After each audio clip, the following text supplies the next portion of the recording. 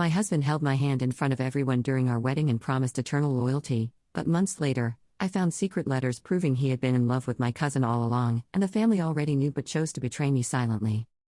I should have known something was wrong when Marcus held my hand too tightly during our vows. His palm was sweating, and he kept glancing at the third row where my cousin Sarah sat in that stunning blue dress I'd helped her pick out. But I was too on what I thought was love to notice the way his voice cracked when he promised me forever. 3 months after our perfect Pinterest wedding, I found the letters. I wasn't snooping. I was looking for our marriage certificate in his desk drawer because we needed it for insurance. Instead, I found a shoebox filled with handwritten notes, all in Marcus's careful script. All addressed to Sarah. All dates from before, during, and after our engagement. My darling Sarah, I know this is wrong, but I can't stop thinking about our night together last Christmas. My hands shook as I read. Christmas. The night I'd gotten food and sent Marcus to my family's party alone because I didn't want him to miss it. The night he came home late, smelling like Sarah's perfume, claiming they'd all stayed up talking. I wish I dared to call off the wedding, but Emma has planned everything so perfectly. How can I break her heart when she looks at me like I hung the stars? Break my heart. He was worried about breaking my heart while he was already shattering it into microscopic pieces. The wedding I'd spent 18 months planning, the dress I'd saved for 2 years to afford, the honeymoon we'd put on credit cards. All of it was built on quicksand. After the ceremony yesterday, when Emma gave air bouquet and you caught it, I wanted to tell everyone the truth.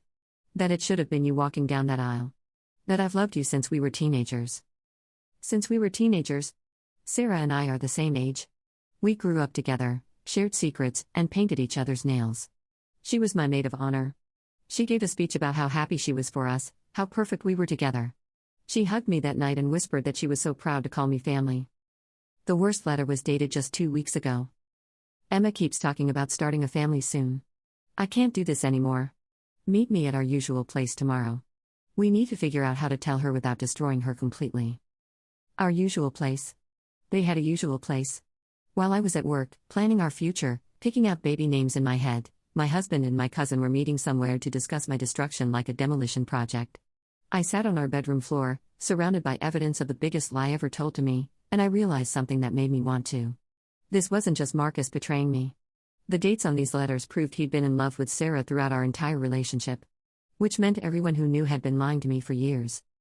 My mother always seated Sarah next to Marcus at family dinners.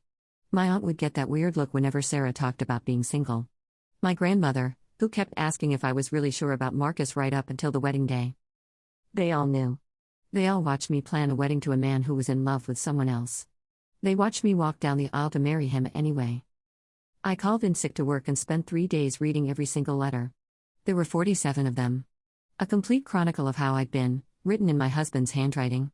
He detailed their secret meetings, their stolen kisses, their plans for a future that didn't include me. He wrote about how guilty he felt, but not guilty enough to stop. Never guilty enough to be honest. The Sarah in these letters wasn't the cousin I thought I knew. She was calculating, manipulative, telling Marcus exactly what he wanted to hear while playing the supportive cousin to my face. She encouraged him to marry me because Emma deserves to be happy, even if it's not with her soulmate. She wrote those words. Like she was doing me a favor by letting me marry the man she knew belonged to her. When Marcus came home that Friday, I was sitting at the kitchen table with every letter spread out like a museum exhibit. He walked in talking about his day, then stopped dead when he saw them. Emma, I can explain. Can you? Can you explain how you married me while being in love with my cousin? Can you explain how my entire family knew and said nothing? Can you explain how you let me plan a wedding, buy a dress, invite everyone I care about to watch me marry someone who was pretending? He started crying. Crying. Not for me, not for what he'd done to me, but because he'd been caught. Because his comfortable lie was over. I do love you, Emma. Just not the way I love her. That sentence ended my marriage. Not the cheating, not the lies, not even the betrayal. It was the casual way he said it, like loving me less was just a fact we both had to accept. Like I should be grateful for whatever scraps of affection he could spare from his grand romance with Sarah. I asked him to leave. He packed a bag and went straight to Sarah's apartment. They didn't even pretend anymore. By Sunday, my entire extended family knew everything. By Monday, Sarah had posted a picture on Instagram of her and Marcus having coffee, captioned "Finally honest about our hearts." Finally honest. After years of lies, manipulation, and watching me make a fool of myself, they were finally being honest. And somehow, in their minds, that made them the heroes of this story. I changed the locks on Tuesday. The first person to call me was my mother. Emma, honey, I know you're upset, but you have to understand. Sarah and Marcus have been in love since high school. We all just hoped it would work itself out. Hoped it would work itself out. Like my marriage was a math problem, they were waiting for someone else to solve. Like, my feelings were a minor inconvenience in their epic love story. You knew the whole time I was engaged to him? You knew when you helped me pick out wedding invitations? When you cried during the ceremony? We thought he would get over it. We thought once you two were married, he'd realize what he had. What he had? A consolation prize? A participation trophy? A woman so oblivious to reality that she planned her humiliation for 18 months and invited everyone to watch. My aunt called next. Sarah's mother, my godmother, the woman who taught me to drive. Sarah feels terrible about this whole situation, but you can't choose who you love. She tried to stay away from Marcus, but love finds a way. Love finds a way. Like they were star-crossed lovers in a romance novel instead of two people who spent years lying to someone who trusted them completely. Like my pain was just collateral damage in their beautiful story. She tried to stay away. There are 47 letters, Aunt Carol. 47. Some of them are from last month. What exactly was she trying? Don't be bitter, Emma. Bitterness will eat you alive. Bitter. I was bitter. The woman whose wedding was a performance, whose husband never belonged to her, whose family conspired to keep her in the dark about her own life, was bitter. What a character flaw. The worst call came from my grandmother. Emma, darling, I know this is hard, but Marcus and Sarah are perfect together. They have that once-in-a-lifetime connection. You're young, you'll find someone who loves you the way you deserve. Grandma, you knew too? We all knew, sweetheart. But we also knew you loved him, and we hoped that would be enough. Enough. My love for him would be enough to sustain a marriage where I was the only person actually in it. My devotion would be sufficient to build a life with someone who was counting down the days until he could be honest about loving someone else. I hung up and immediately called my best friend Jessica, who'd been my other bridesmaid. Surely she didn't know. Surely someone in my life had been genuine. Oh, I was wondering when this would all come out. I'm so sorry you had to find out this way. Even Jessica knew. My best friend since college, who helped me pick out my engagement ring, who attended my bachelorette party, who held my dress while I peed at the reception. She knew I was marrying a man who was in love with my cousin, and she handed me champagne and told me I looked beautiful. Why didn't anyone tell me? What were we supposed to say? Don't marry him because he's in love with your cousin? You were so happy, Emma? You were planning this perfect wedding, talking about your perfect future. How do you destroy someone's dreams like that? By letting me live a lie instead. By watching me make the biggest decision of my life based on completely false information. By treating me like a child who couldn't handle the truth about her relationship. I started making a list of everyone who knew. My mother. My aunt. My grandmother. Jessica. My cousin Mike, who'd been Marcus's best man. My other cousin Jennifer, who'd sung at our ceremony. The family friend who'd taken our engagement photos and kept making weird comments about how different Marcus looked in them. Everyone except me knew that my marriage was a sham before it started. The humiliation was suffocating. Every memory from the past 2 years was poisoned. Every family gathering where I gushed about Marcus while Sarah sat quietly, knowing she was the one he wanted. Every time I'd confided in my mother about wedding stress, while she knew the groom was writing love letters to another woman. Every conversation where people asked me about kids, and I'd beam about our future family, while everyone else knew there was no future. I quit going to work. I couldn't face the questions, the pity, the way people looked at me like I was for not knowing. My boss called after a week and told me to take all the time I needed. Even she knew. Marcus worked in the same office complex, and apparently, everyone there had figured out that he was having an emotional affair with someone who wasn't his wife. The worst part wasn't the betrayal. The worst part was realizing how incredibly naive I'd been. All the signs were there, and I'd missed every single one because I believed what people told me instead of trusting what I saw. Marcus's phone was buzzing constantly, and he claimed it was work. Sarah was suddenly unavailable every time I wanted to hang out. Family members got weird and quiet whenever I talked about marriage plans. The way Marcus would space out during conversations about our future, like he was somewhere else entirely. I'd been so desperate to believe in our love story that I'd ignore the fact that it was fiction. 2 weeks after I found the letters, Sarah called me directly.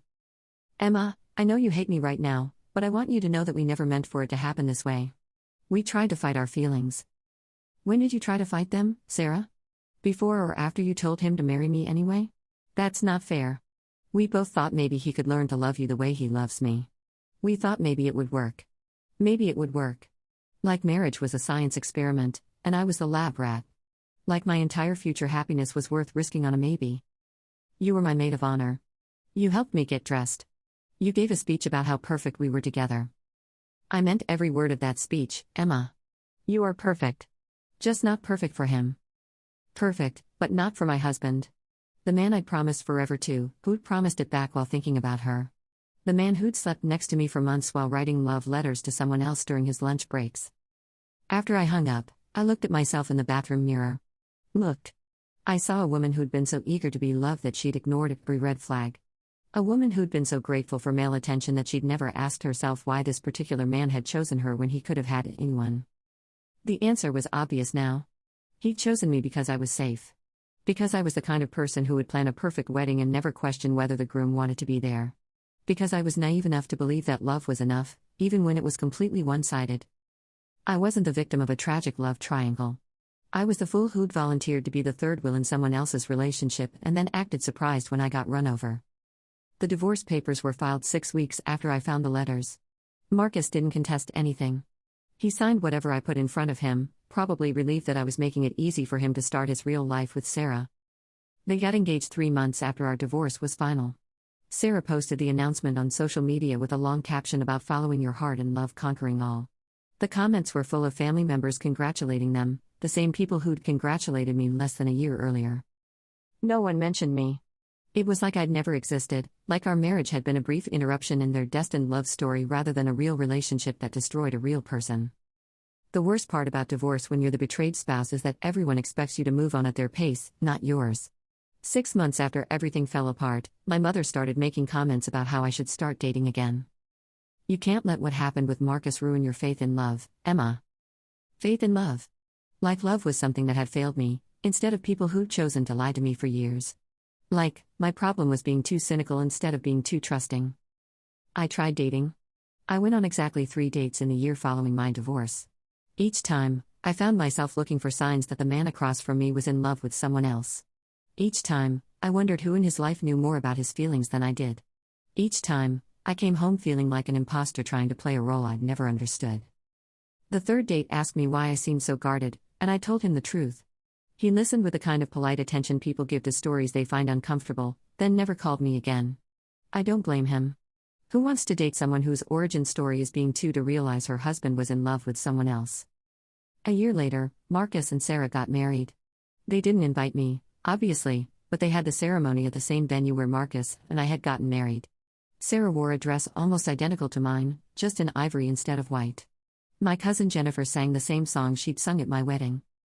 I found out about all of this from Instagram, because I'm a masochist who can't stop checking their accounts.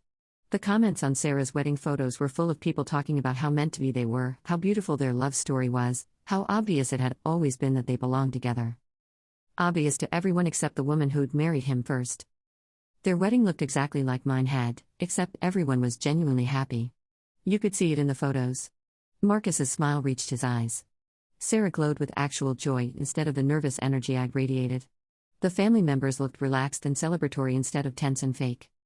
Looking at their wedding pictures was like seeing what my wedding could have been if the groom had wanted to be there. It was like getting a glimpse of a parallel universe where I'd been smart enough to notice that my fiancé was in love with someone else. 2 years post-divorce, I've built a life that looks normal from the outside. I have a job I don't hate, an apartment that's mine, and friends who didn't know Marcus and therefore don't look at me with pity. I've learned to cook for one, to sleep alone without feeling pathetic, to make decisions without checking with a partner who was never really my partner anyway. But I haven't learned how to trust my judgment. I second-guess everything now. When the barista at my coffee shop is friendly, I wonder what he thinks of me. When my coworkers invite me to happy hour, I analyze their facial expressions for signs that they're just being polite. When my landlord texts me about lease renewal, I read it 17 times, looking for hidden meanings. Marcus and Sarah destroyed more than my marriage. They destroyed my ability to believe what people tell me about their feelings. They proved that I can live with someone, sleep next to them, plan a future with them, and still know absolutely nothing about what's going on in their head. The family relationships never recovered. I see them at funerals and graduations now, and everyone acts like nothing happened. Marcus and Sarah attend everything as a couple, and people make small talk with me like I'm a distant acquaintance instead of someone who used to be family. My grandmother still sends me birthday cards, but they feel obligatory. My mother calls every few months to check in, but she mostly talks about other people's lives now. I'm the uncomfortable reminder of the collateral damage from their beautiful love story. I'm evidence that someone got when love finally found its way. It's easier for everyone if I just fade into the background and let them enjoy their happy ending. Last month, I ran into Marcus at the grocery store. We were both buying coffee in the same aisle, and there was no way to avoid each other. He looked good. Happy. Like a man who was finally living the life he'd always wanted. Emma. Hi. How are you doing? I'm fine. How's Sarah? She's great. We're great. We just bought a house. In that neighborhood you always liked. The neighborhood I'd always liked. Where I'd imagined us raising kids someday, before I found out that us had always been an illusion. That's nice. I'm happy for you both. I meant it. I'm happy for them, in the way you can be happy for people whose happiness costs you everything. They got what they wanted. They're living their truth now, instead of the lie I was trapped in. Emma, I hope you know that we never wanted you. We just couldn't help yourselves. I know. You've mentioned that. He looked like he wanted to say more, but what else was there? Sorry for letting you plan a wedding for someone who didn't want to marry you? Sorry for letting you believe you were loved the way you thought you were. Sorry for making you the villain in your own story by being too naive to see what everyone else could see. After he walked away, I stood in the coffee aisle for 10 minutes, not because I was upset, but because I was trying to remember what I felt like before I knew the truth. I couldn't do it. I couldn't remember what it felt like to trust someone completely, to believe that the person who said they loved you meant it. That version of me died the day I found those letters. The woman who'd existed before was gone, and I couldn't bring her back even if I wanted to. She'd been too trusting, too grateful, too willing to accept love at face value. She'd been the kind of person who could plan an entire wedding without noticing that the groom was thinking about someone else. I don't miss her. She was an idiot. But sometimes I wonder what my life would look like if I could still be that naive, if I could still believe people when they told me how they felt. Maybe I'd be married to someone else by now, someone who actually chose me. Maybe I'd have kids, a mortgage, a real life instead of this careful existence I've built around the assumption that everyone is lying. But then I remember that believing people is what got me into this mess in the first place. Trusting that Marcus loved me, that Sarah cared about me, that my family had my best interests at heart. All of that trust turned out to be misplaced, and the cost was everything I thought I wanted. Now I know better. Now I know that people will let you build your entire life on quicksand and never warn you that it's unstable. They'll watch you make devastating mistakes and smile and nod because telling you the truth would be uncomfortable for them. They'll let you in front of everyone you know because preserving their comfort is more important than your dignity. So I don't trust anyone anymore, and I don't get any more, and I don't wake up in the morning wondering how long my current happiness will last before someone reveals it was all an illusion. It's not a better way to live, but it's safer. And safety is all I have left. The truth is, I'm not angry at Marcus and Sarah anymore. I'm not even angry at my family for lying to me. I'm angry at the woman I used to be for being so desperate to be loved that she ignored every warning sign. For being so grateful for attention that she never asked why this particular person was giving it to her. For believing that a man who seemed too good to be true probably was exactly what he appeared to be. That woman got exactly what she deserved, a front row seat to her irrelevance in someone else's love story. And the rest of us are left to clean up her mess. Maybe that's the real lesson here. It's not that people will betray you. It's that if you're foolish enough to hand someone the tools to destroy you, they'll eventually use them. And when they do, everyone will act like it was inevitable, like you should have known better, like the real tragedy is that it took so long for the truth to come out. I was never the victim of their love story. I was just the person to realize I was never part of it in the first place.